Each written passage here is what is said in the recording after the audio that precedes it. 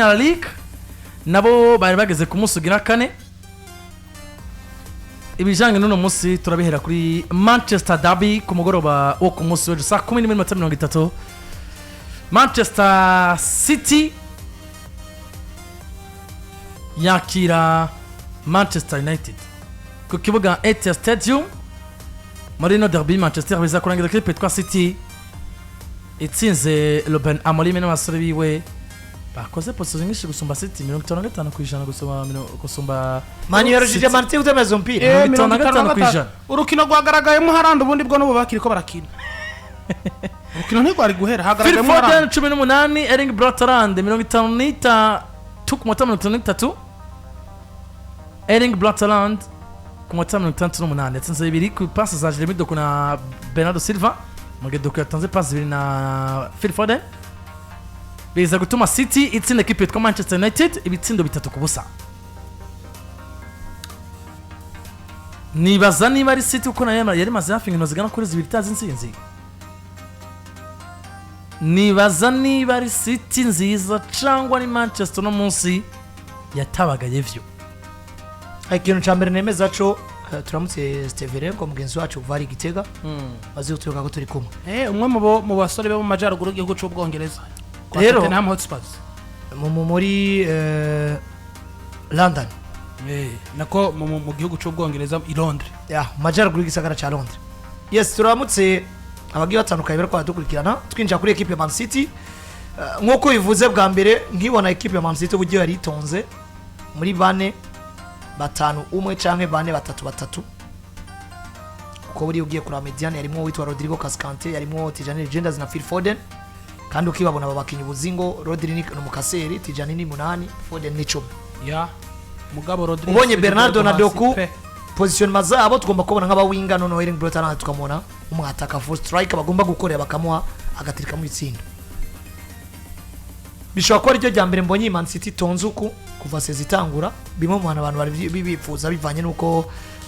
rimwe na rimwe yagiye arahinduranya ibintu ko bw'ingo bwije nibyo ni yarafise no mugabo aswe izina rya no mukinyi abonamo nka numero 10 mwiza do class mondial Ryan Cherki yari mu mvune ndetse ataranafise no mugabo aswe izina rya no munya Egiputa wiwe Omar Marmoush ariko kandi yari n'intango ya saison cyangwa se yari match ya mbere umukinyi wa Manchester City ku mugabo aswe izina rya Jonathan Donnarumma yanakoze cyane nko muri facteur kuko nkibona Manchester City yatsinze uno munsi no fata ibintu bitatu: confiance mu munyegori mwiza n'ubundi yabiprovye yitwa Donnarumma cyane yavuye mu gusohoka ku munsi wa gatatu akazi Manchester mu rukino rwa mbere agashika ku munsi wa kane muri weekend agatangura mu rukino rwa mbere. Confiance total muri Erling Braut Haaland atacita kubiye vya Man City ariko no musashaka kritika abagenzi bakabwiye twakinye n'abariko we akazi kiwe yagakoze ko akazi kiwe no kubitera mu ifiri. Ariko kandi confiance basi no munsi muri Pep Guardiola dufatiye ko bari disponible yo gupanga equipe yiwe neza.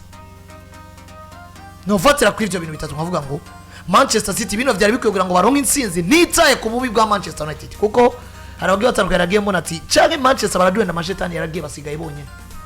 nk'uko bita amashetani atukura. Mugabo urazi ko amashetani muraraba neza ko amashetani atagiye bakaba basigara Manchester. Murazi ko amashetani agenda ijoro nukuri ageze mu masaha mu minota ya nyuma City yatswe guhunga bahatowe na Donnarumma. Yes, ukivuga rero je do possession uno munsi turabikino equipe zikene.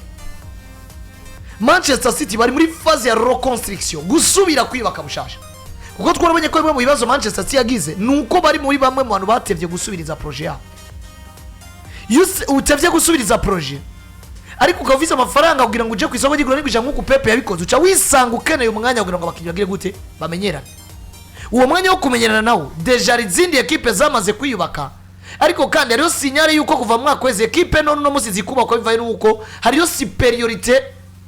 wowe ugaragaza kuri bo uno munsi utagifizira baraguprofita. Pepe Guardiola nk'umutacticien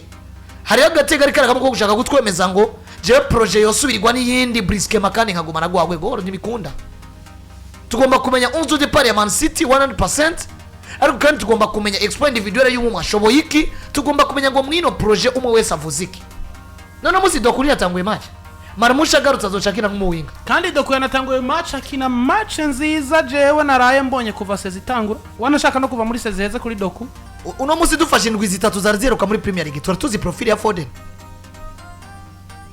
dufata akarorero ko Ryan Cherki yagarutse ukisa ngomba kumuha umwanya ku nimero 10 ninda za kwisanga kuri bande tuje hagati ya Bernardo Silva na Phil Foden. Bernardo Silva musarikara akina umwanya mwinshi bien sûr n'umukiyere expérimenté mugabo est-ce que muri projet ya Manchester City arikara duyi kuno munsi n'umukinisha iminota irenze 60 Foden agakina 30 uri kurubaka projet ya long terme canke uri urarondera ibintu vy'imfata kibanza muri uwo mwanya stability nukwemeza ko Haaland mu 150 nkuko Landry yavyerekanye yari ibisinjana 29 uno munsi yamaze kwiza ibitsindo 5 mu nkino zine za English Premier League double zibiri n'igitsindo kimwe yatsinze Brighton n'umukinyi no munsi nawe no kwemeza ngo muri ya kontra yasinye yo kuvuga ngo umunsi nashatse gusohoka kaza equipe yo hanze Espagne canke nako hanze y'Ubwongereza nerekeza muri Espagne nibi za close yashizemo ububi bwa Manchester City kwisanga ari karakora ari byo equipe idamufasha byo utuma ibiharuro bya Erling Haaland mu mutwe bihinduka akavuga ngo reka nisokere ngende mu gihe tuzi ngo Manchester City no munsi Pep Guardiola yatwijeje gukina tamwataka ngo twaramaze kubona uburyo bwo gukina yitwa kafise umwataka Erling Haaland ni terminador ni machine ibitsindo ogira ngo nahantu yabistotsa abazana gusaterera mu rusema kandi uravye capacité yiwe bien sûr ko dribble si ibintu byo ariko capacité yiwe yo kwa frontal l'adversaire aba défenseur face à face cyangwa uburyo ya front abanyegori Haaland gushi gitsindo ni nkuru gusumba kugitsinda ubwo rero ndabona ko Manchester City sino kwanaliza match ya Manchester United kuko Manchester United nabo ni nkuko bariko batsinze iyi match nagaruka ku kwiyumvira mbega ari Manchester United yagarutse ku rugero rwayo canke n'umugabo witwa Ruben Amorim yo yateguye ino match gusa rero nuno munsi Man City nunyizeze ko wateguye match yo gutsinda Manchester United kuko hari ibimenyetso byinshi binyereka ngo Manchester City keneye nibi kugira ngo garuke ku rugero rwayo kandi igipimo kirageze bafise muri Ligue des Champions Napoli muhira weekend baraja kwa Arsenal Emirates Stadium igano ry'abagabo Ligue des Champions please equipe no munsi no kwemeza ko iri favori kurusha Man City yasubinywa nivyo Arsenal mbamona umenga gutwara ikombe cha Premier League biragoye ariko tuvyemera ino munsi Arsenal ni equipe ifite stability muri Premier League muri saison nino sezo gusumba Manchester City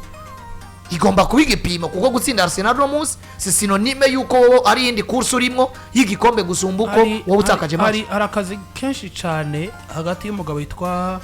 Pep Guardiola ndetse n'umugabo witwa Ruben Amorim wanashaka umwe kwa Manchester City undi kwa Manchester United barafise akazi gakomeye cyane nubwo katangana aba barahushanya ariko umwe bafite ukuntu Sir Alex Ferguson inje muri equipe ya Manchester United ayisangana ibikombe vya Premier League ndwi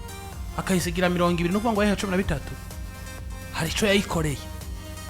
uno munsi nayo bivanye n'ivyo bikombe fisa hari cituma Ruben Amorim kugira ngo idasuzugurika ivyo Ruben Amorim ariko arabibura mugabo je mpereye nko kumugabo witwa Pep Guardiola ya revolution equipe ya Manchester United nako ya Manchester City ayigiriye itigeze kuba uno munsi equipe ya Manchester City ni Pep sinibaza kuyabara equipe yamenyere gutwara ibikombe gize performances zibi nka kuno mu mwaka uheze na commencement ya saison imeze kuno nkabona ko bamwihanganira equipe yamenyere ibikombe biba bigoye mugabo no muzi barazi ngo ico turi cose ni kubwiwe reka tumutware bahoro peut-être ko ashobora kutugarukana ku rwego rwiza mugabo je naravye rukino ndabona ngo Manchester City agasukari karaheze mu bakinyi hari umugabo yitwa Abdukodir Kusanove yakorejwe nka nimero 2 mu gihe rikore wisi atarahari Mateus Nunez ntiyakinye Rije Nikore ku nimero 3 Nikore ri mwiza Oreri ni mwiza aracasabwa physique Oreri ni mwiza arafise taille arafise na physique yiwiwe mugabo aracasabwa gukora cyane kugira ngo umubiri ukomere ariko no mu defenseur mwiza rega Man City no munsi defensive mana mairere kenshi azosubira kubani bayijambo Ruben Diaz bayijambo Donnarumma urabakaza uburyo kari bukogwe uyaza kuraza kwitwara ko ujase uri Kusanove ngo nukuvuga icarabo jewe uyaza kuraza kwitwara ko ujase ngo uri umwana ngo Nikore n'ibindi bigiye bitandukanye naravye ugwego rw'umugabo yitwa Abdukodir Kusanove karitimwe yonyene ariruka ibisigaye akanakoresha ubwenge gukina umupira ku mwana yitwa Abdukodir Kusanove sekirenga aho turi muri equipe yitwa Manchester City gomba kwiyubaka ikiri kwirubaka bishasha akoze shaka inibiki nabonye bagaruye erega wibuke ko uyu Abdul Qadir kusa no vura Ntiyinjiye imbere na ya Tijani. communication iracagoranye ntiyinjiye imbere ya Tijani yinjiye imbere ya Tijani ariko Tijani umupira ariko atera Ega Tijani ashobora kuvuga icyongereza Tijani n'umunyapeiba yakinya mu Butaliyano ashobora kuvuga Italiyano ashobora gukominika na Rodri Cascante nukuri ugiye kuraba ashobora gukominika na Phil Foden kusa no vura musigano usubire muri Manchester bakubwira muri vestiaire uyu cyane mudefanseri wabo yitwa Ruben Diaz naho urwego rwaraherengeteye ararusha mugabo heureusement yuko bagaruye Josko Vardiol yakinya muri axe central mu defenseur umunyakroatia mwiza kandi niyo axe central Man City igomba gutunga niyo axe central bagomba gutunga inoses ariko niba bona bura Ruben Diaz waronse Stones gukorana na Josko Vardiol birakunda Stones yageze kava hagati mu kibuga amakenga menshi ku mugabo witwa Rodrigo Hernandez ntaragarura urwego rwiwe ufite Rodrigo muri ya madiwere yo kuganya asigara Rodrigo sekarana manu ugartu ukabona arahungabanye nkiyumvira koko ivyo Pepe Guardiola ariko arubaka no mwaka hoho bizosohora bitanga umusaruro n'ubundi bikomeza kunyereka ngo Haaland ya cross liberatoire yiwe canke y'amasezerano afitanye na Manchester City mugabo arimo akantu kavuga ngo gusohoka birashoboka mu gihe haje ekipi nyifuza namwe mukamuta ariko mu ivyo tuberanye ashobora kuja mu ngira umwanya n'umwanya nkabona Doku adahoraho Doku yanyiyeretse no munsi biragoye ko nzosura kumwitega mu ndwi biragoye ko nzomwitega mu yindi ndwi ashobora kuba Doku kubona 4 fois consécutive ako nibaza dans des façons différentes nibaza ko Doku ashobora kuba kuri ibintu bibiri soit ni Pepe adafata umwanya wo gutegura Doku canke ni Doku adafite profile kwita titire muri equipe kuko je ndazi Doku magra rendez-vous nk'umuki yaje ko mu backup match yakunaniye ari icuma adversaire mugabo Hazard no munsi club ni iki club ni gomba kuba adapte ku mukinyi ahubwo umukinyi agomba kuba adapte ku vyasanze club ikina kuko no munsi Pepe Guardiola afashe umwanya akavuga ati ngomba je gutegura Doku tugendere ku vyo yifuza urice Foden urishe Silva urishe nde vyose ugasanga biriko biragora donc 11 de départ ya Pepe Guardiola imbere ya Manchester United itakinye ikintu na kimwe bahatowe na Haaland bahatogwa n'umugabo witwa Gianluigi Donnarumma erega nje gutuma je navuze je peux pas analyser match yao ahubwo na analiza ico twebwe tubakeneye ko namusugira ngo bagaruke kuri bwarugero tubaziko Pepe Guardiola nimba tukeneye kusura kuzabona Pepe mwiza jewe Pepe atsinze Man U sinza kwemeza ngo Man City yagarutse ku rwego ahubwo ngomba kuraba ni details tuma Man City zogaruka kuri rwa rwego nkuko na Man U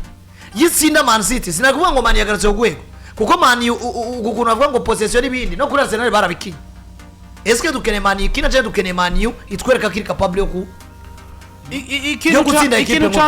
cambere cyo tuma Pepe Guardiola muri dusura kuzo kwitega ko yo kubaka equipe ya City nziza ariko amurime Kwegeza kwitwereka. yavuga ndibuka muri Sporting twarasinze equipe twa City ivyo muri Sporting ibisindo bine Sport uno munsi ngaha mu Burundi ati kandi tugiye twana wakubwira ko uwo no munsi wakubwira ko haje equipe yitwa Vision nuwo kuca kubwira ko hasanzwe equipe yitwa Vitaro ugiye kubishira mu mateka ivyo bintu biragereranya uno munsi wari kubwira ngo Vision ngo urumva ngo tumaze gutsinda nde nande mugabo Vitaro akubwira ati zaseka fa twarazitahukanye hano bisiguye ngo Ruben Amorim amateka yakoze kwa Sporting reka kuyaza muri Manchester United kuko ni equipe zibiri zitagereranywa Pepe Guardiola igomba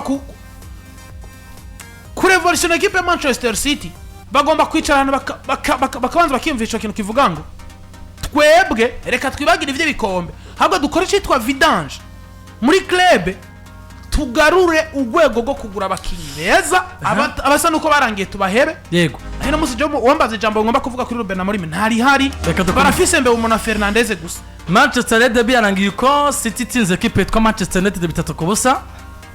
nukurinda tukaraba muri Manchester United hoho ingingo zikwiye gufataho nizahe ariko je ndabona ikwiye gusenga gusumba ibindi bintu byose nuko bimeze rero muri Manchester Derby tukiri mu gihugu cy'Ubwongereza ku munsi ugira kane